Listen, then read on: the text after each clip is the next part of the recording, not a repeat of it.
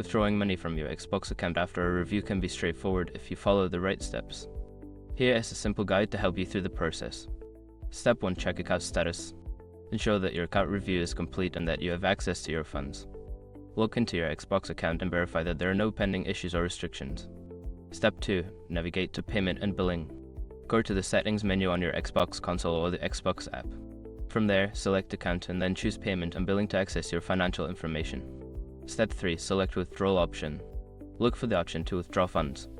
This may be labeled as withdraw money or transfer funds. Click on this option to proceed with the withdrawal process. Step 4. Choose Withdrawal Method. Select your preferred method for receiving the funds. Options may include bank transfer, PayPal, or other payment services. Make sure to enter the necessary details accurately. Step 5. Confirm withdrawal.